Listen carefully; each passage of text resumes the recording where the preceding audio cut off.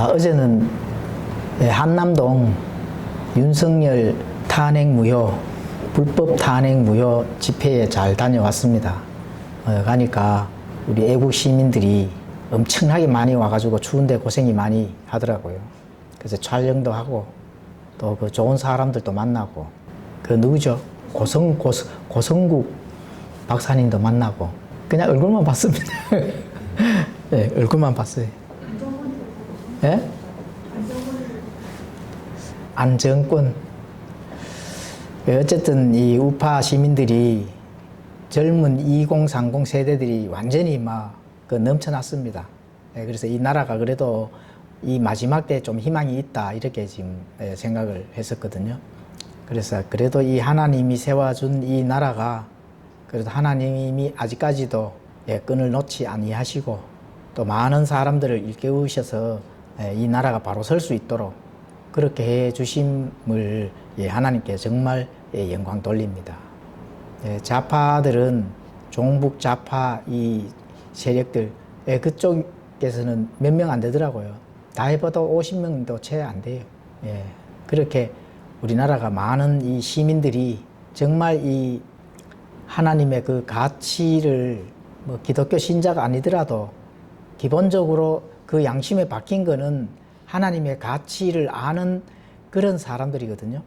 불신자라도, 왜냐하면 불신자라도 하나님이 공짜로 그저 다 나눠주시잖아요. 그죠? 하나님만 믿는 사람들만 나눠주시는 게 아니거든요. 이 생명을. 불신자들도 왜냐하면 하나님의 왕국 안에 살기 때문에 그렇습니다. 저 우주 저 바깥에 사는 게 아니잖아요. 같이 사니까 하나님께서 주시는 그 많은 이 생명의 그 가치들을 공짜로 나눠주는 거거든요. 그렇기 때문에 하나님의 가치를 지키는 것이 마땅한 이 하나님의 왕국 안에 사는 사람들의 책임입니다. 그래서 그런 많은 사람들이 기독교인이든 또 기독교인이 아니든 나와서 그 바르고 옳은 가치를 주장하고 또 외치고 또 그쪽 길로 가기 위해서 무단히 추운 데서도 이제 고생을 많이 하는 걸 보고 이 나라가 그래도 아직까지는 희망이 있구나 이렇게 생각을 하고 잘 다녀왔습니다. 앞으로 또 어떻게 또 하나님이 또 인도해 주실지 우리가 또 잘 모니터링 하면서 우리가 할 수 있는 일은 믿음을 바깥으로 드러내면서 움직여야 된다 하는 거. 지금 이 마지막 때가 가차워졌다 하는 첫 번째 이유가 뭐냐 하면은 수면 밑으로 들어져 이렇게 몰랐던 것들이 바깥으로 하나님께서 드러내시고 분리시키는 과정이라는 거거든요. 그렇잖아요. 같은 공동체 안에서도 전혀 그런 걸 드러내지 않다가 다 드러나는 거거든요, 지금. 그 하나님께서 왜 드러낼까요? 그걸 굳이 왜 드러낼까요? 마지막 때이기 때문에 드러내는 게 그것도 맞는데, 그것도 맞고, 드러내는 이유는 너희들이 알고 있는 그 내 판단의 공의에는 바로, 판단의 공의를 집행하기 위한 그거를 입증하기 위해서 하나님께서 입증을 하신다. 하나님이 입증 안 하고 이 판단을 안 해보고 갑자기 심판을 내리시지는 않거든요. 구약에가 어느 때로 다 한번 봐보십시오. 경고를 주고, 그죠?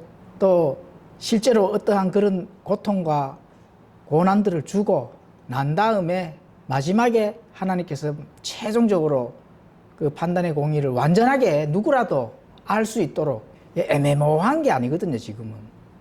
애매모호한 그런 부분이 아니고 요것이 이쪽은 딱 선을 딱 놔줘서 왼쪽 요거는 내가 심판을 할 수밖에 없는 그런 이 악의 그 존재들이다. 그죠? 그런 것들을 드러내줘서 보여주고 난 다음에 그래가 이제 심판을 하시기 위해서 그런 거거든요.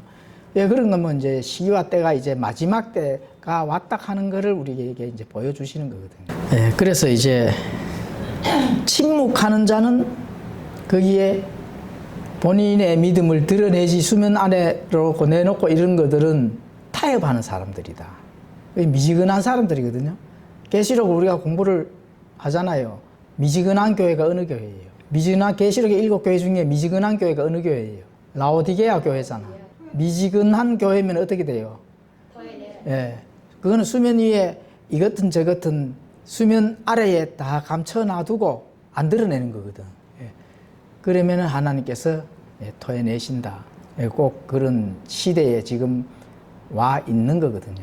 예, 그래서 그런 부분들을 잘 인지를 하셔가지고 이제는 믿음들을 바깥에서 이제 실행으로 움직여야 된다 하는 거는 그 가치를 이제 지키는 쪽으로 선다는 거거든요. 우리가 위치가 오른쪽으로 이제 저는 오른쪽에 서겠습니다 하는 하나님께 보여주는 거거든요. 왜냐하면은 예수님을 믿고 교회를 다녀요.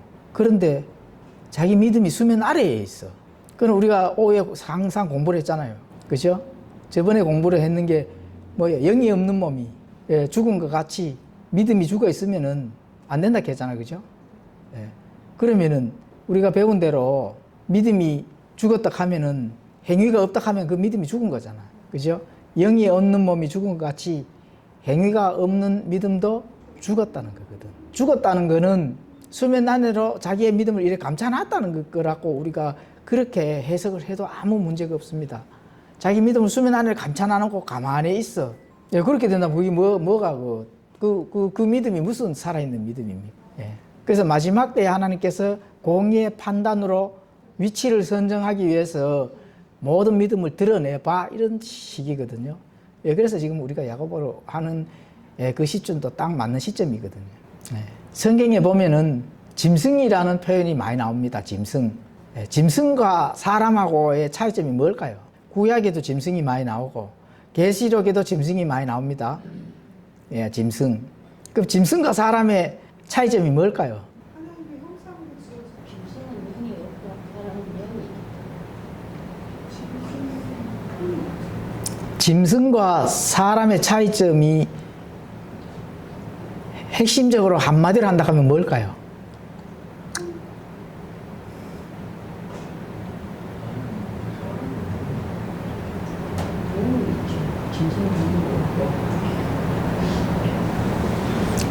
한마디로 한다 하면은 물론 뭐 짐승이 영이 있습니다. 혼이 없지. 교리적으로는 그렇습니다. 그러니까 어쨌든 이제 짐승과 하고 사람하고 차이점에 한마디로 얘기한다면은 짐승은 이성이 없다 하는 거. 본능밖에 없다. 본능. 그러니까 사람으로 말하면은 본성밖에 없다. 본성. 그죠? 자, 지금 종북, 주사파 이런 세력들, 그렇죠? 사법부 체계도 지금 다 무너졌고, 뭐 경찰관들, 경찰청장, 공수처 이런 사람들이 자 과연 이성이 있을까 없을까요? 없잖아요. 그 사람과 짐승의 차이점은 짐승은 이성이 없습니다. 그럼 뭐만 있어요? 본능밖에 없거든요. 이게 요 부분을 잘 아시면은 계시록 다음에 한번 공부를 해볼 텐데 계시록 공부할 때 굉장히 도움이 많이 됩니다. 왜 짐승이라는 용어가 이렇게 많이 나올까? 이걸 아시면은 굉장히 해석할 때 굉장히 막 술술술 해석이 풀립니다. 짐승은 뭐가 없다고요? 이성이 없습니다. 그럼 뭐가 있어요? 본능밖에 없다. 사람은 그러면은 처음에 태어나면 뭐가 있어요? 사람의 첫 번째 그거는 뭐예요? 태어나면 뭐밖에 없어요? 본능밖에 없잖아요. 본성이라 하거든, 그거는. 예성품. 그죠? 그래서 사람한테는 뭐를 하나님께서 한 번 더 기회를 줬어요? 다시 태어나는 거를 기회를 주셨잖아요. 그래서 다시 태어나지 않는다면은 다시 태어나지 아니하고 자들을 하나님께서 뭐로 취급을 합니까? 짐승으로 취급하잖아. 본능만 가지고 있으면 안 된다는 거거든. 본성만 가지고 있으면 안 된다는 거거든. 그러니까 그게 굉장히 중요한 얘기입니다. 그게 하나님이 나를 짐승으로 취급하느냐, 아니면 다시 태어난 자신의 자녀로 취급하느냐, 그게 짐승과 사람의 차이입니다. 진짜 하나님은 너희가 내 자녀야 이렇게 인정을 받는 거는 본성 가지고는 안 된다는 얘기입니다. 동물들도 본성은 다 있잖아요. 본능이 다 있잖아요. 그러면 본능에서 더 이상 벗어나요? 안 벗어나요? 못 벗어나잖아요. 사람은 벗어날 수 있잖아요. 그거 차이점입니다. 아시겠죠? 너무 오래 하면 또 오후 성경 공부 또 너무 또 지체될라. 빨리 시작합시다. 자, 오늘 오후 성경 탐구 시작하겠습니다. 자, 오늘 오후 성경 탐구 야고보서 강해잖아요. 예, 야고보서 강해. 자, 오늘 6강이 되겠습니다. 6강 제목은 샘이 같은 곳에서 단물과 쓴물을 내느냐. 샘이 같은 곳에서 단물과 쓴물을 내느냐. 샘이 같은 곳에서 단물과 쓴물을 낼 수 있을까요? 없을까요? 없잖아요. 단물도 나오고 또 같은 샘물에서 쓴물도 나오고 이렇게 될 수가 없습니다. 그런데 단물도 나오고 쓴물도 나온다면 그 사람이 뭘까요? 한마디로 얘기를 한다 하면 그렇죠. 그걸 오늘 공부를 하려고 하거든요. 근데 그게 이제 따라오는 게 사실은 말입니다. 말. 오늘 말에 대해서 공부를 좀 하려고 하거든요. 야고보서 3장 1절에서 2절 읽고 시작하겠습니다. 내 형제들아 너희 가운데 많은 자들은 선생이 되지 말라. 선생인 우리가 더 큰 정죄를 받을 줄 너희가 아느니라. 우리가 더 많은 일에 실수하나니 만일 어떤 사람이 말에 실수하지 아니하면 바로 그 사람은 완전한 사람이요 또한 온몸을 제어할 수 있는 사람이라. 일단은 말이 많은 사람들은 선생이라 하거든요. 다 상대방을 이렇게 설득하고 가르치고 또 뭐 지식을 또 전달하고 그래 좋은 의미로 쓰였는데 오늘 3장 1절에서 2절을 읽어보면 이게 좋은 의미일까요? 나쁜 의미일까요? 예, 나쁜 의미로 쓰였잖아. 그죠? 그러니까 많은 경우 선생이 되지 말라 하는 거거든.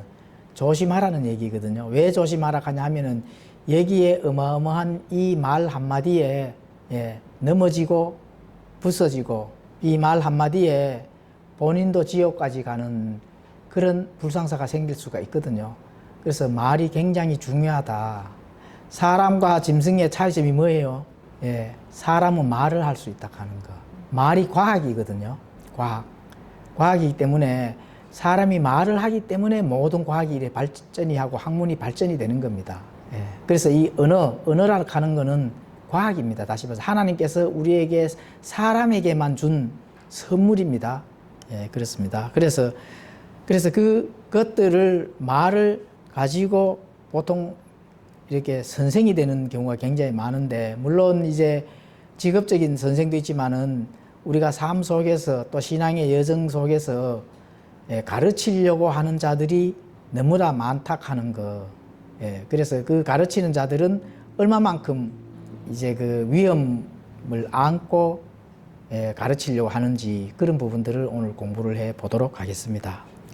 자, 그런데 이제 선생인 우리가 더 큰 정죄를 받는다. 이렇게 사도 바울이 지금 말하거든요. 아니, 사도 바울이 아니죠. 야고보죠. 선생인 우리가 더 큰 정죄를 받는다. 자, 이렇게 말하는 거는 이제 야고보를 비롯해서 많은 사도들이 또는 그 교회 안에서 가르치는 자들이 그만큼 위험 부담을 안고 있다 하는 그런 부분들을 전달하고자 하는 겁니다. 자, 교회 신자라면은 지식이 많든 적든 누구든지 가르치고 싶어 하거든요, 사실은. 강당에 서서 자신의 우쭐함, 또 자신의 지식 자랑, 또 자신을 추종하는 많은 제자를 두고 싶어 하는 것이 인간의 본능이에요, 사실은. 그렇기 때문에 그런 것들에 대해서 물론 자질이 필요하겠죠. 자격이 필요하고 성품이 필요하고 하나님께서 요구하는 어떤 그런 자질이 필요하다는 겁니다. 그리고 그래서 어떤 그런 리더자를 위해서 이제 이 말에 대해서 야고보가 엄중하다 하는 그런 부분들을 지금 전달하는 겁니다. 디모데전서 3장 1절이나 13절에 가보시면은 남자가 감독의 직무를 사모하면 선한 일을 사모한다는 이 말은 참된 말이다. 그게 남자가 감독이나 뭐 목사의 직무가 되겠죠, 그죠? 또 뭐 집사의 직무라든지 이런 것들을 사모하면은 그거는 선한 일을 사모한다는 것이 맞다는 겁니다. 그래서 이 말은 참된 말이다 하고 또 집사의 직무를 잘 수행한 자들은 자기를 위해 좋은 지위를 획득하며 그리스도 예수님 안에 있는 믿음 면에서 큰 담대함을 획득한다라고 말씀한다. 여기서 이제 획득하다 하는 이런 부분들 어떤 이런 직무를 잘 수행을 하면은 하나님께서 또 그 직무를 잘 수행한 어떤 것에 필요한 그런 필요들을 채워주신다는 거거든요. 그렇잖아요. 그래서 획득한다 하는 그런 용어를 사용을 지금 하시는 겁니다. 그리고 또 믿음 면에서 큰 담대함을 획득한다. 큰 담대함. 하나님께서 거기에 합당한 지혜를 준다는 거거든요. 그런 부분들을 이제 하나님께서 너희들이 직무를 사모하고 또 집사의 직무를 잘 수행을 한다 하면은 또 여러 가지 필요한 그런 부분들, 영적인 부분들, 또 삶에서 그 직무를 잘 수행하기 위해서 필요한 부분들을 하나님께서 필요를 채워주시고 또 큰 담대함, 지혜도 주셔서 합당하게 하나님 일을 잘할 수 있도록 도와주신다 하는 그런 부분들은 이제 참된 말이라는 겁니다. 제 참된 말. 그래서 자질과 성품과 모든 면에서 갖추어진 자들이 감독이나 하나님의 그 사역의 일에 동참을 한다면은 하나님께서 도와주신다 하는 그거를 이제 말씀하는 거거든요. 그런데 그렇게 돼서 이렇게 하려고 하는데 문제는 자격이 없는 사람들이 많잖아요. 자질이 안 되고 성품도 안 되는데 하는 사람들이 말솜씨가 좋아서 한다면은 그렇게 하면은 더 큰 정죄를 받는다는 그런 부분들을 이제 전달해 주는 겁니다. 자, 그게 이제 우리가 다 많은 일에 실수하나니 만일 어떤 사람이 말에 실수하지 아니하면은 완전한 사람이요 온몸을 제어할 수 있는 사람이다. 그 이제 많은 경우에 많은 말들을 하지만 실수를 하지 아니하면은 그 사람은 완전한 사람이다. 그 말에 실수를 될 수 있으면은 하지 않도록 지혜를 잘 짜내야 됩니다. 그래 되면은 완전한 사람이요 자기 온 몸을 잘 제어할 줄 아는 사람이다. 그래 이렇게 장치를 잘 제어할 수 있는 것이 굉장히 중요합니다. 그래서 이 교사들은 혀를 사용하여 하나님의 진리를 전해야 되므로 혀를 통해서 죄를 범할 수가 있는 경우가 많다는 겁니다. 이게 말을 잘못하게 되면은 거의 다시 말하게 되면은 죄로 넘어간다는 게 하나님 앞에 범죄한다는 거거든요. 어떤 행위를 해가지고 범죄하는 것보다 말을 잘못해서 범죄하는 게 굉장히 큽니다. 왜냐하면 말은 마음에서 나오는 거거든요. 마음에서 나오는 거기 때문에 그 사람이 마음밭에 심어놨는 것이 그것이구나. 그 하나님께서 즉각 그걸 죄로 연결을 시켜 버린다는 겁니다. 그래서 말을 조심해야 된다는 거거든요. 그러므로 말을 하는 교사들이나 목사들이나 이 많은 부분 말로 가르치는 자들은 반드시 가르친 대로 어떻게 해야 될까요? 실천해야 된다. 가르친 대로 실천해야 된다. 그리고 교사들이나 강단 위에 서가지고 물론 뭐 교리적인 것도 바르게 가르쳐야 되지만 삶을 통해서 많은 지혜도 가르치잖아요. 지혜도 가르치는데 그 본인은 뭐 가르치는데 뭐 나쁜 지혜는 사실 뭐 없다고 본다면은 가르치는데 본인은 실천에 안 옮겨. 그렇게 되면 어떻게 되나요? 말 솜씨가 좋아가 뭐 삶에서 이렇게 해야 살아야 되고 또 삶에서 저렇게 살아야 되고 엄청나게 거기에서 많은 거를 품어내. 근데 정작 본인은 실천을 하나도 안 해. 그래 되면 그게 어떻게 된다고요? 정죄로 넘어간다는 거예요. 정죄. 계속 죄를 짓고 있다는 거예요. 그게 본인은 말은 내가 했지만은 어떤 행위를 통해서 죄를 지은 것이 아니니까 나는 괜찮아. 그거 아닙니다. 정죄입니다. 정죄. 그래서 말을 차라리 안 하는 것이 죄를 안 짓는 거예요. 그렇습니다. 그래서 반드시 가르친 대로 실천을 해야 된다. 만일 실천하지 못한다 하면은 그 가르침은 어떻게 됩니까? 말은 해놔놓고 실천을 안 하면 어떻게 돼요? 아까처럼 위선자다. 샘에서 단물을 내놔놓고 쓰다면은 또 쓴물이나 단물이나 같이 나올 수가 없다 했잖아요. 그래서 자기가 하기 싫으면 안 가르치든지, 그죠? 아니면은 자기가 어떤 교리를 알고 있어요. 알고 있는데 그 교리를 모르고 있다면은 모르니까 어떤 실천이 못 옮기잖아요. 근데 알아요. 그런데 실천에 안 옮겨. 그거 위선자라는 거예요. 그게 굉장히 중요한 겁니다. 교리를 많이 알아. 아는데 잘못 알고 잘못된 걸 실천한다 하면 오히려 그게 합당한 거예요. 잘못 알아서 잘못 실천하는 것도 잘못 아니까 잘못 안 거대로 본인이 실천하잖아요. 그죠? 그것도 이제 잘못되는 거예요. 거기에서도 당연하게 하나님께서 합당하게 심판을 하는데, 그런데 거기에 비례해서 아는데 실천하지 아니한 것도 무슨 죄예요? 바리새인들처럼 위선자이 된다는 거예요. 하나님 제일 싫어하는 게 위선자거든. 그렇게 되는 거거든요.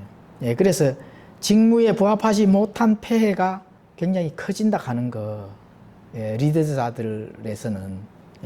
근데 그게 이제 교사들만이 범하는 게 아니라 하는 거예요. 리더자들만이 속한 게 아니거든요. 모든 그리스도인이라면은 모두 혀로 짓는 죄를 범할 수가 있다는 겁니다. 그런데 본인이 혀로 죄를 짓는다 하는 걸 알면은 안 짓겠죠, 그죠? 근데 또 알고 있지만은 자기의 본성에 의해서 죄를 계속 지어, 그것도 또 문제가 되잖아요. 참 넌센스입니다. 아는데도 죄를 짓고 모르고도 죄를 짓고, 그게 뭐예요? 조금 전에 얘기한 것처럼 짐승이다.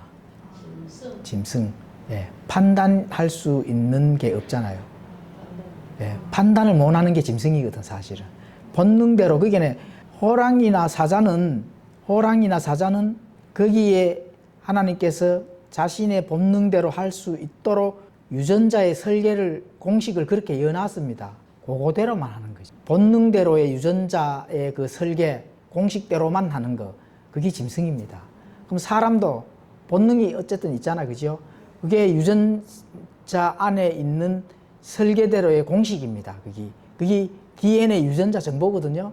그 공식대로만 이제 하는 거예요. 그게 뭐예요?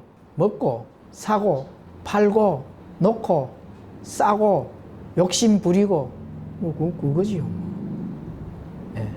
그리고 이제 조금 더 나아가면은 육신의 정욕, 안목의 정욕, 인생의 자랑, 그게 본능입니다. 그게 이제 그 사람의 그 유전자 정보 안에 들어있는 DNA 유전자 정보의 공식이에요. 이 과학입니다. DNA 유전자 정보 알잖아요. 그래서 그렇게 된 것이 바로, 그렇게 되면은 당연히 뭐 아무리 교회를 다녀도 계속 그런 품행이나 태도가 나온다면은 그 사람은 결국은 영이 없는 몸, 행위가 없는 믿음, 결국은 죽은 자라는 거거든요. 그러면 그런 자들은 교회를 다녀도 사실은 구원을 받은 자가 아니죠.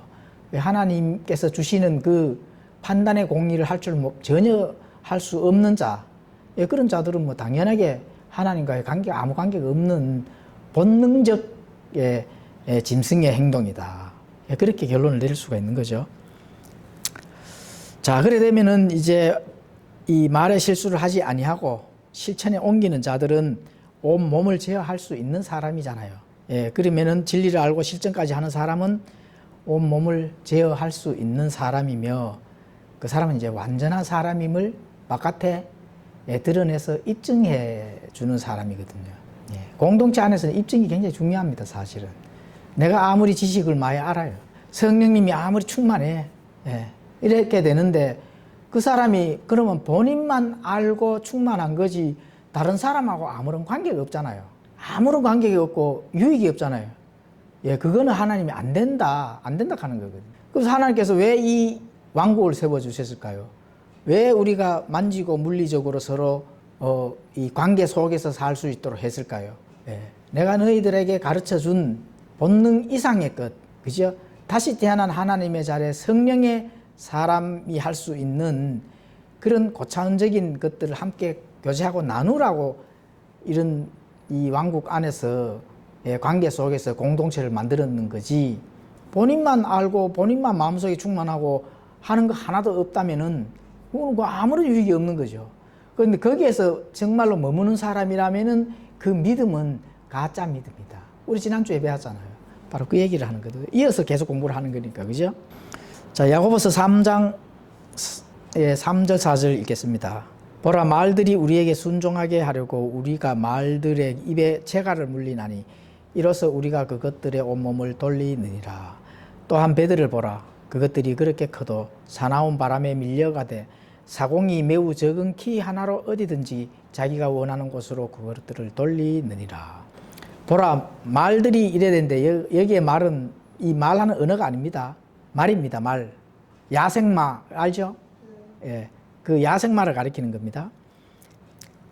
이 말들이 우리에게 순종하게 하려고 우리가 말들의 입에 재갈을 물리나니. 그래서 이제 야생말을 훈련을 시키고 사람들에게 따르게 하려고 하면은 그 말 입에다가 재갈을 물린답니다. 예, 그래서 말이 힘이 세잖아요. 그 힘을 제어를 하려는 방법이 이 재갈입니다. 재갈. 예, 딱 이 재갈을 물리고 그러니까 힘을 그래 하겠죠, 그죠? 예, 그렇게 하니까 이렇게 성이 나타나겠죠. 그리고 말은 또 그렇게 하고 배는 아무리 배가 크잖아요. 아무리 엄청난 수천 톤의 그 배라 하더라도 사람이 어떻게 돼요? 항해사가 키 하나로 배가 그 큰 배가 다 움직이잖아요. 그렇잖아요, 그죠? 예, 그 얘기를 하는 거거든요. 그러니까 바람에 밀려가되 사공이 작은 키 하나로 어디든지 원하는 곳으로 돌릴 수가 있다는 거잖아요. 자, 이게 무슨 말일까요? 혀도 이 온몸에서 작은 일부분의 지체거든요. 예, 지체인데 이 혀가 온몸을 움직인다는 거예요. 재갈 하나가 그 힘센 말을 제어를 하듯이 또 그 엄청난 큰 배도 사공의 키가 이가 그 큰 배를 제어하듯이 사람의 혀도 온몸을 제어를 한다는 겁니다. 예, 작은 지체지만 힘을 제어하고 그 일들을 이렇게 이제 그 방향 설정을 다 하는 것이 이 혀라는 겁니다. 자, 종북 주사파들 이 혀 놀리는 걸 한번 보십시오. 첫째 뭐예요? 나타나는 게 말로 선동을 하잖아요. 다 선동이 먹히잖아요. 그렇죠? 그 선동이 먹히면은 사람들이 그쪽으로 다 넘어가잖아요. 예, 그러면은 행동이 어떻게 돼요? 그 좌파 쪽에서 다 또 행동이 또 드러나잖아요. 그죠? 예, 그런 것과 마찬가지로 이 공상주의, 사회주의자들을 말로 선동하는 그런 것들은 거대한 이 국가를 어떻게 해요? 파괴하도록 완전히 움직이잖아요. 지금 곧 이렇게 이제 함몰될 지금 직전까지 갔잖아요. 지금 그거거든요. 그래서 사람의 이 말들이라 하는 게 정말 잘 해야 된다 하는 거 하나님이 지금 그거를 지금 우리에게 전달해 주는 거거든요. 자, 우리는 항상 도사리고 있는 옛 본성에 의해서 죄를 짓게 하는데 그 도구가 뭐라고요? 혀입니다. 혀. 이 말이거든요. 그래서 내면의 죄의 성품과 외적의 압력들, 바깥으로 나에게 들어오는 어떤 이 화살, 이런 것들로 이제 그 혀가 통제가 되는데, 그렇게 통제가 될 때 잘 통제가 돼야 되겠죠. 그죠? 잘 제어를 해야 되겠죠. 그게 진짜 중요합니다. 내 죄의 성품, 또 바깥에 들어오는 모든 여러 가지 나에게 들어오는 압력들, 이런 걸로 이끌려 간다 하면은 진짜 어마어마한 어떤 그런 폭풍의 내게 죄가 엄습해 온다 하는 거 꼭 진짜 명심해야 됩니다. 그래서 잠언 18장 21절에 가보시면은 이렇게 말씀합니다.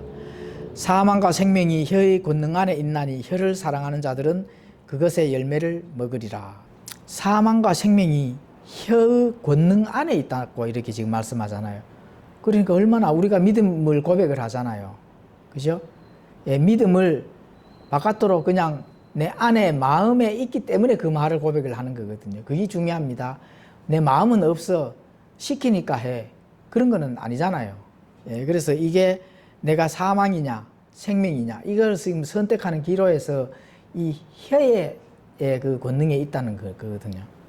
그래서 혀를 사랑하는 자는 그것의 열매를 먹으리라. 잠언 22장 22절로 이렇게 말씀합니다. 거짓말하는 입술은 주께 가증한 것이나 진실하게 행하는 자들은 그분께서 기뻐하는 자들이니라. 물론 거짓말하면 안 된다 하는 말씀이잖아요. 그죠? 잠언 10장 19절에도 말이 많은 곳에는 죄가 부족하지 아니하거니와. 말을 어떻게 잘 통제를 할 수 있을지가 진짜 중요한 거거든요. 사람들은 말을 많이 해야만 이렇게 이제 행복감을 누린다고 합니다. 특히 여자분들은 본능적으로 말을 많이 해야 됩니다. 사실은. 맞아요. 본능적으로. 그래서 남편이 집에 퇴근해가 오면은 그때부터 아내들은 썰을 풀어내잖아요. 엄청난 썰을 풀어내거든요. 그런데 재미있게 썰을 풀어내야 되는데 성경에도 그렇잖아요. 재미있게 남편에게도 힘이 되는 썰 이런 거 사실 풀어야 되거든요. 그런데 그게 그렇게 안 되는데 안 되는 이유가 뭐예요? 본능에서 나오는 거기 때문에 안 되는 겁니다. 본능에서 안에 불평 불만이 꽉 이렇게 잠가져 있다가 남편이 딱 퇴근을 하는 순간 문이 탁 열려져. 잠금 장치가 딱 해제돼. 그때부터 어마어마한 가나라다 마바사 바짝가타 파하 막 이래가 막 그죠? 막 나와. 근데 남자들은 낮에 일하면서 스트레스 쌓이기 때문에 집에 가서 그 썰을 다 들으려고 하면 보통 일이 아니거든요, 사실은. 됐다 그만해라 막 이래가지고 이제. 그런데 남편에게 힘이 되는 그런 이 이성적인, 그죠? 하나님께서 주시는 어떤 그런 좋은 지혜를 가지고 썰을 푼다면은 더 힘을 받겠잖아요. 그 말이 그만큼 중요한 겁니다, 사실은. 말이 그만큼 중요하다고 지금 성경이 가르치거든요. 왜냐하면 모든 부분에서 내가 행위를 통해서 죄를 짓는 거는 사실 그렇게 드뭅니다. 그런데 뭐가 죄를 지어? 말이 죄를 짓는다 하는 거예요. 지금 그 얘기를 하거든, 사실. 결론적으로 말이 죄를 지니까 그것도 하나님께서 심판을 하신다. 성경이 가잖아요. 너희가 어떠한 무익한 농담 말을 했더라도 심판날에 그것을 가지고 심판하리라 하잖아요. 그렇잖아요. 그죠? 그래서 말을 정말로 지혜롭게 잘 하셔야 된다. 우리 정병숙 자매님 그동안에 썰을 많이 풀으셨는 것 같은데. 그러니까 지금 배우셔가지고 제발 부탁인데 좀 이렇게 잘 기억을 하셔가지고 어쨌든 지혜롭게 현명하게 지금 이 마지막 때에 이 좋은 어떤 그런 하나님의 도우심으로 여러 가지 이 남편분하고 좋게 해결 잘 되기를 하여튼 바랍니다. 그래서 마지막 때 이 사람들을 사실 저는 그렇거든요. 제 주위에 사람도 없고 뭐 동창이라든지 여러 가지 많은 사람들 관계 다 사실 많이 끊었어요. 뭐 그렇다고 그 사람들한테 내가 설득해가 전도할 그런 것도 아니고. 근데 어쨌든 새롭게 만난 사람들이나 어떤 사람들이나 전도의 대상으로 본다 하는 거예요.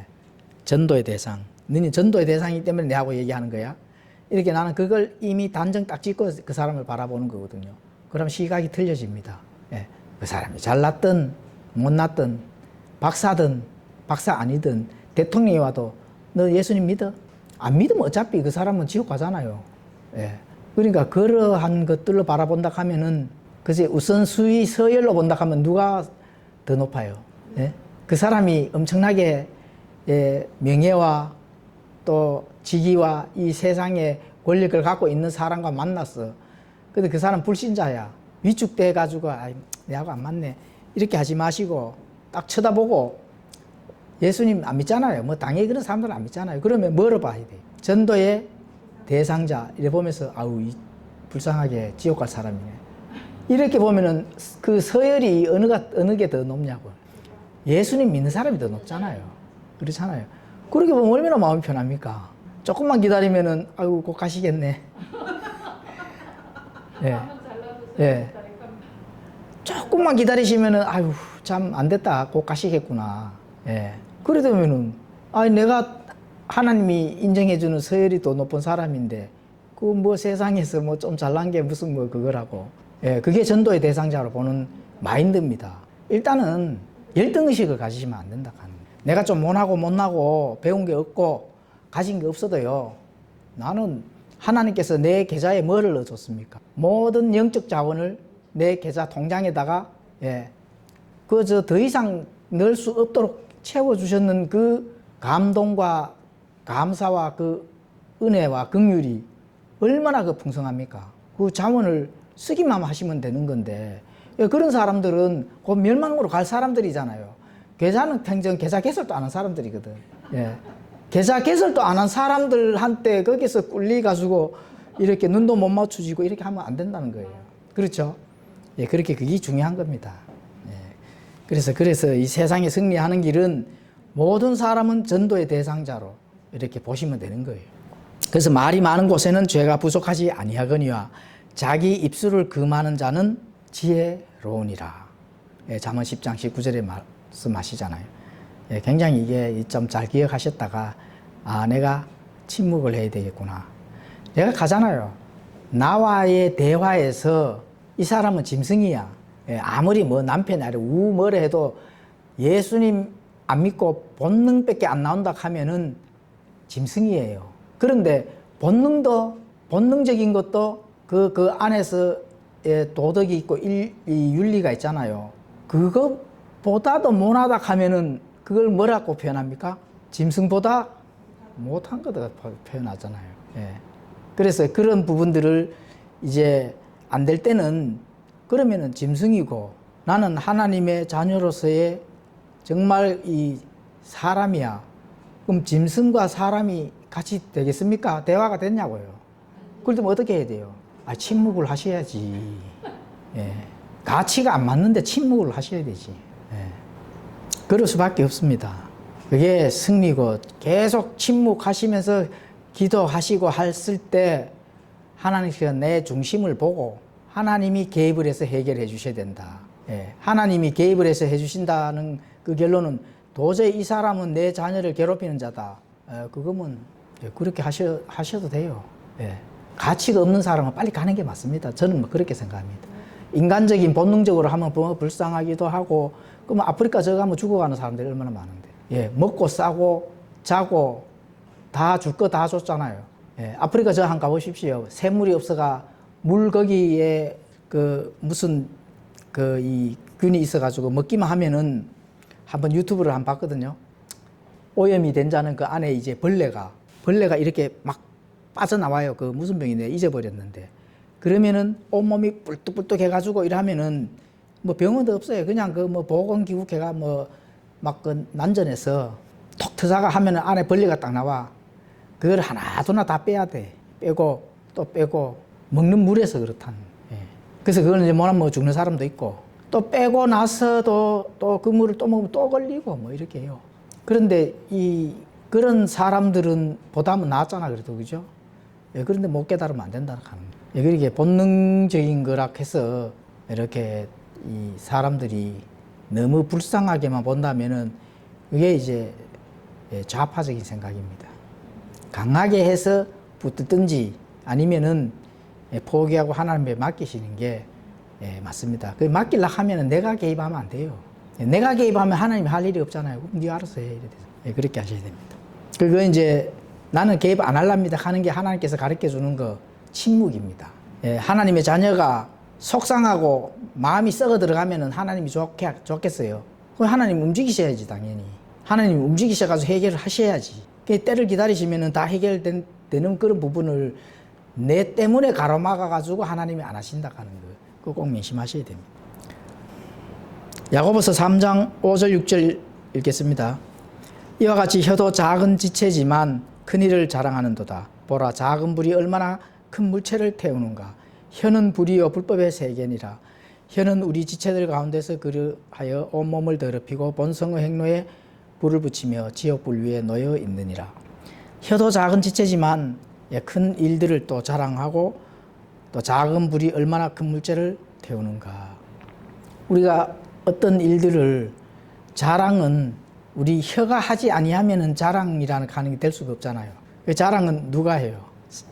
혀가 자랑하는 거예요. 지금 그 얘기를 하는 거예요. 그러니까 어마어마한 엄청나게 사람이 봐도 진짜 칭찬할 만한 그런 일을 했어. 그 칭찬한 일이야 크지만 자랑은 이 혀가 한다 하는 거. 작은 지체가 큰 거를 이렇게 움직인다는 거거든요. 또 작은 불이 얼마나 큰 물체를 태우는가 이렇게 이제 말씀하시잖아요. 그게 꽁초불 하나가 온 산을 태우는 듯이 선동하는 말 한마디 딱 했어. 그게 국가가 무너진다 하는 거예요. 그게 말의 힘입니다. 말의 힘. 왜 말의 힘일까요? 말에는 왜 힘이 있을까요? 그렇죠. 야정민 자매님이 또 금세 또 또 답을 또 하나님이 사람에게 준 선물이기 때문에 그렇습니다. 하나님의 권위가 들어가 있는 거거든요. 그 언어락 하는 그 자체가 하나님의 권위가 들어가 있기 때문에 거기에는 죽고 사는 문제가 그 혀에 달렸다 하잖아요. 그게 하나님께서 주셨기 때문에 그런 겁니다. 자, 그래서 이제 그게 이제 불법의 세계락 하는 거. 그렇죠. 혀는 불이요 불법의 세견이라. 거짓말을 밥 먹듯이 뻔뻔하게 하고 국가를 흔드는 이 반국가 종북 좌파 단체들을 한번 봐보십시오. 그 세력들을 보면은 국가가 완전히 엉망진창이 되잖아요, 지금. 그죠? 그게 이제 불법의 세계라는 거거든요. 불법, 합법, 하나님의 가치에서 벗어나면은 그게 다 불법이거든요. 하나님의 가치에서 벗어난 그 불법인데 그 불법은 바로 온 몸을 더럽히고 또 본성의 행로에 불을 붙이며 지옥불 위에 놓여 있다 이렇게 하잖아요. 그 얼마나 그 말의 힘이 지옥에 갈 정도로 크다 하는 거. 그렇죠? 내가 말 한마디에 상대방이 움직여갖고 죄를 지어버렸네? 그러면 그 책임이 누가 또 돌아와요? 말 한 사람한테 돌아온다. 이거 조심해야 됩니다. 내가 말을 한마디 딱 했는데 이 사람이만 죄를 지면은 한 사람만 그 죄에 대해서 대가만 받으면 되는데 피라미드처럼 한 50만 명한테 이게 번져버렸네. 그래 되면 어떻게 돼요? 50만 명한테 갖는 그 죄의 대가가 그 한 사람이 책임져야 된다. 진짜 무섭습니다. 그 말은 주워 담지를 못하잖아요. 그 결과는 자기가 책임을 다 져야 된다 하는 거. 근데 그 혀로 한마디만 딱 했는데 글자 수로는 10글자도 안 되는데 그 파격은 어마어마한 50만이 지은 죄를 자기가 다 책임을 안아야 된다. 그 심판대 그렇거든요. 그래서 그게 이제 지옥불 위에 놓여 있다 하는 거. 지옥불에도 그 약하고 강하고 그런 데가 위치가 있습니다. 만약에 내가 말 한마디에 10명만 죄를 지었어. 그러면 거기에 좀 덜 뜨거운 불에 갈 수가 있습니다. 위치에. 그런데 내가 말 한마디에 100만 명이 죄를 지어버렸네. 그래 되면 어떻게 돼요? 마호메트가 가고 저 부처가 갖는 그 위치에 갈 수가 있습니다. 부처는 어떻게 돼요? 부처는 성철 그 스님이라고 하시잖아요. 그죠? 그분이 죽기 전에 지옥에 대해서 언급하고 죽었잖아요. 쇠물을 마신다 했죠. 샘물, 구린물을 마신다 했잖아요. 구린물. 들어가서 구린물 마시고 싶은 사람은 죄를 지으면 된다니까. 그렇게 자 성철이 왜 그런 말을 했느냐. 자기가 거짓말한 뭐 돌을 닦는다든지 수행을 한다든지 이런 거짓말을 했다고 본인이 실토를 했잖아요. 내가 지금 지옥에 떨어지는구나. 너무 많은 죄를 그 말을 죄를 짓는 말을 많이 했는 그 한마디가 모든 신자들한테 수백만 신자들한테 퍼져버렸다는 거거든. 그걸 어떻게 주워 담아? 본인이 책임져야 돼. 거기에 적용이 되는 겁니다. 지금 여기에 적용이 된다니까. 진짜 조심해야 된다 하는 거. 그 말을 함부로 하시면 안 된다 하는 거예요. 믿는 사람도 마찬가지입니다. 믿는 사람도. 혀로 범한 죄는 시간이 지난다고 해서 바로 잡을 수 있는 것이 아니기 때문에 그렇습니다. 지은 죄들을 고백할지라도 그 불길은 계속 번지는 겁니다. 이해가죠? 자, 부처가 본인은 정말로 말 한마디만 했는데 그 밑에 따르는 제자들이 계속 죄를 짓고 지금까지도 계속 수천만 신도들을 발생시키잖아요. 그 대가를 어떻게 돼요? 지금도 받고 있다 하는 거 꼭 기억을 하셔야 됩니다. 사람이 그게 맞는 줄 알고 어떤 걸 했을 때 그런 행동을 하잖아요. 행동할 때마다 그 자신이 전달한 사람한테 계속 죄가 쌓인다 하는 거. 꺼지지를 않는다는 겁니다. 그 불이 안 꺼진다는 거예요. 계속 번진다는 거거든. 아, 내 말 잘못했네. 저는 아닙니다. 이렇게 해도 안 된다는 이제 그때부터 끝난다는 거예요. 왜냐하면은 예를 들어 뭐 수십만은 빼놔놓고 100명한테라도 했으면 본인이 100명한테 가서 다 수정을 해야 되잖아. 그죠? 그런데 그 사람이 100명이만 수정되겠어요? 그 사람도 가서 또 번졌거든. 그럼 어디 가서 찾아? 계속 번져 나간다는 거예요.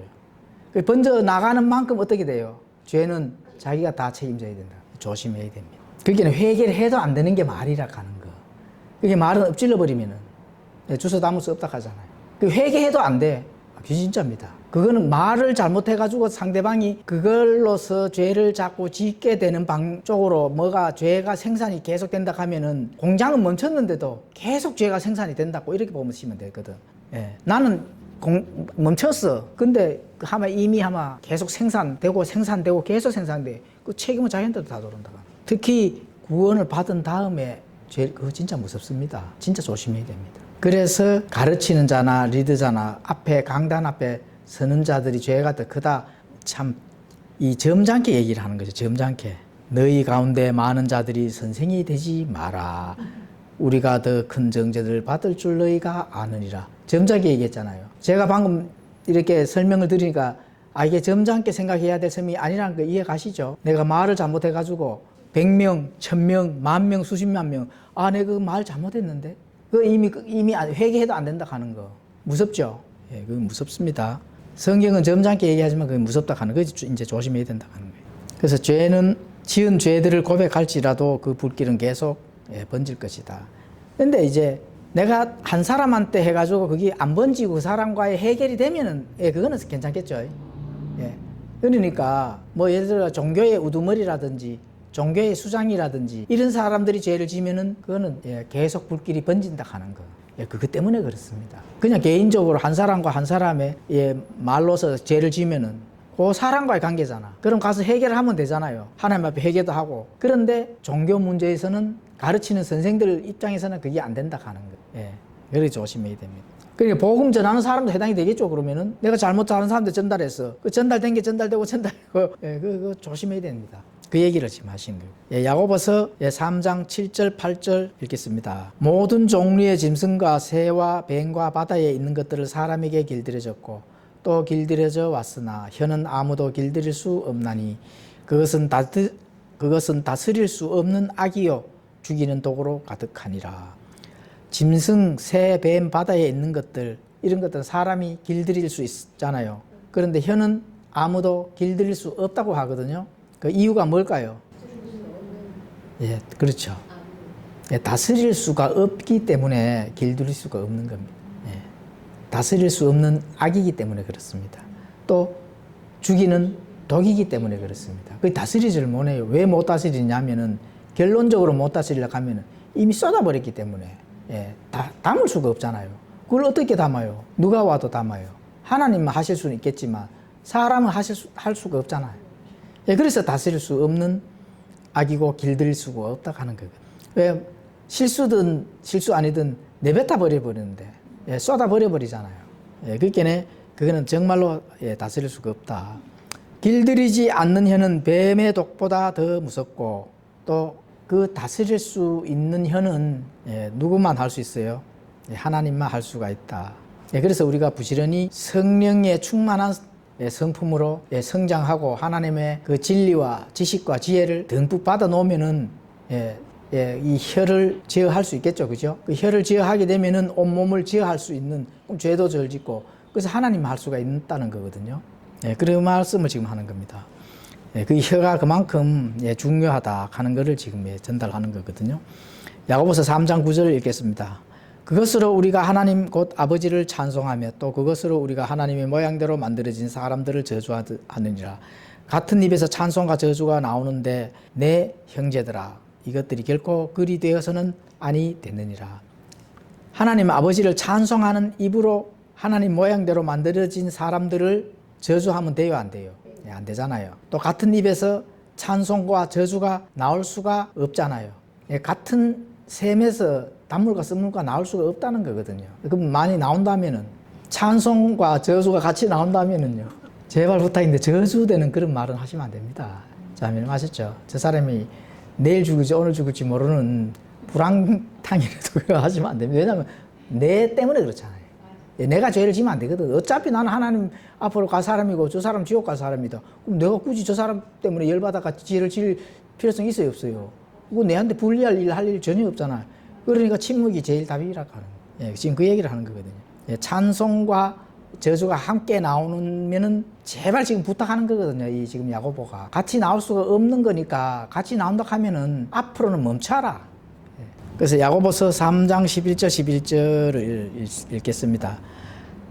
제목에 나온 것처럼 샘이 같은 곳에서 단물과 쓴물을 내느냐. 내 형제들아 무화과 나무가 올리브 열매를 맺을 수 있느냐. 혹은 포도나무가 무화과를 맺을 수 있느냐. 그와 같이 어떤 샘도 짠물과 민물 둘 다를 낼 수가 없느니라. 우리가 민물은 시원한 그 생수를 먹으면은 정말로 단맛이 돌잖아, 그죠? 그리고 바닷물은 짠물이잖아요. 그런데 같은 셈에서 이 단물과 짠물 이렇게 나올 수가 없다 하는 게 성경이 가르치는 거거든요. 그래서 내 입에서 찬송이 나오는 입에서 저주의 말이 나온다는 거는 그거는 정말 있을 수가 없는 일입니다. 그 책임은 다 본인한테로 돌아가야 된다 하는 거 분명히 우리가 기억을 해야 됩니다. 자, 옛 본성에서는 쓴물을 냈다면 새 본성은 단물을 내야 됩니다.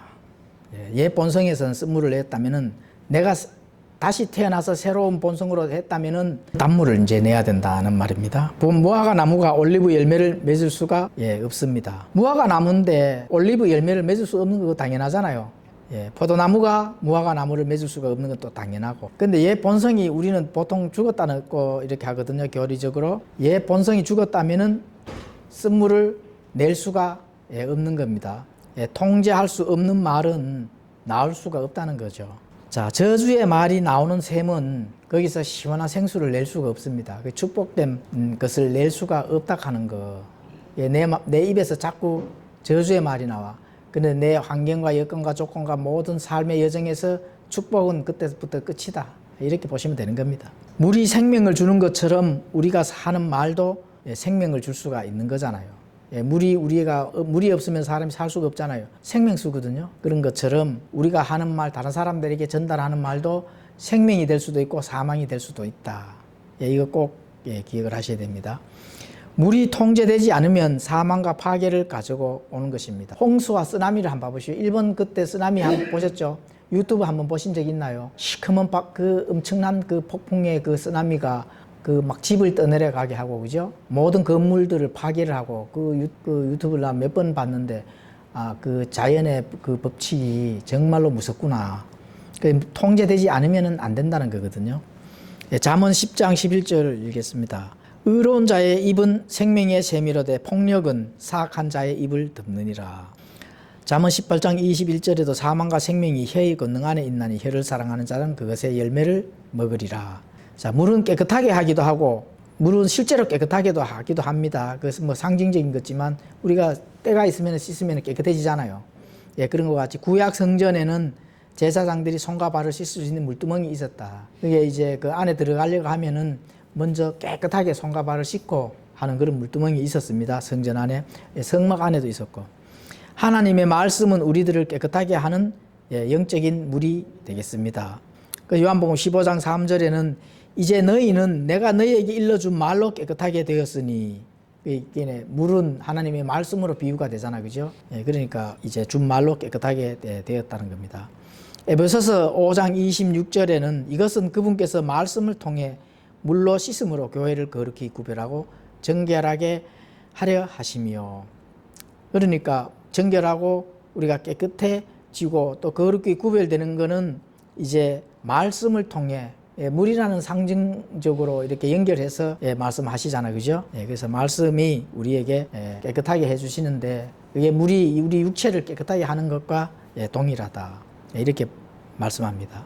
이사야서 50장 4절, 주 하나님께서 학식 있는 자의 혀를 내게 주사 내가 피곤한 자에게 때에 맞는 말을 할 줄 알게 하시나니 그분께서 아침마다 일깨우시되 나의 길을 일깨우사 학식 있는 자같이 듣게 하시는 도다. 학식 있는 자의 혀를 내게 주사 품위와 질서와 합당하게 내가 지혜를 얻고 지식을 배워서 품행이 방정한 그런 말을 해야 된다 하는 거, 품격 있는 말을 해야 된다 하는 거, 지금 그 말씀을 하는 거거든요. 자, 샘이 같은 곳에서 단물과 쓴물을 내느냐. 그렇죠. 말은 마음에 사실 있는 겁니다. 혀에 어떤 문제가 있는 것이 아니거든요. 혀는 마음에서 나오는 그런 명령에 따라 움직이는 거잖아요. 그래서 문제는 이제 결국은 마음을 표적으로 하나님께서 삼는 거거든요. 너 마음밭에 잘못된 것이 심겨져 있다 하는 거. 이 부분을 이제 말씀하는 겁니다. 저주의 말이 나오는 셈은 축복을 이제 낼 수가 없는 거. 마태복음 15장 18절에는 그러나 입에서 나오는 그것들은 마음에서 나오며 그것들이 사람을 더럽게 하느니라. 먹는 게 더러운 게 아니고 나오는 게 사실 더러운 거거든요.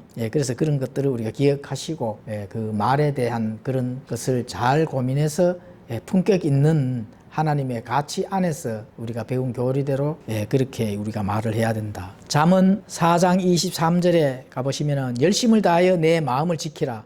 생명의 근원이 거기에서 나오느니라. 마음을 지키라 하잖아요. 마음에서 우리가 명령으로 말을 하는 거기 때문에 굉장히 마음을 지켜야 되는 겁니다. 생명의 근원이 거기에서 나오는 거기 때문에 그렇습니다. 하나님의 말씀을 마음에 가득 채우고 성령님께 복종하면 우리를 사용하시어 다른 사람들에게 기쁨의 생명수를 나누어 줄 수 있는 샘과 나무가 될 것이라는 겁니다. 다른 사람들에게 기쁨을 줄 수 있는 말, 그죠? 또 생명수를 나누어 줄 수 있는 그런 품격 있는 말들을 되는 그런 샘, 나무가 되어야 된다는 것이죠. 그래서 혀는 작은 지체이지만 엄청난 큰 힘을 가지고 있다 하는 거 오늘 배웠습니다. 그리고 화근을 주는 것, 생명의 길로 인도하는 것, 이런 모든 것들이 우리가 물론 마음에서 나와서 혀로 그런 것들을 이렇게 결정을 내린다 하는 그런 부분들을 우리가 알고 하나님께서 주시는 지혜와 또 지식과 여러 가지 그런 것들을 통해서 품격 있는 그런 말들로서 서로를 세워주는 그런 일들이 되어야겠다는 걸 오늘 공부해 봤습니다. 기도하고 마치겠습니다.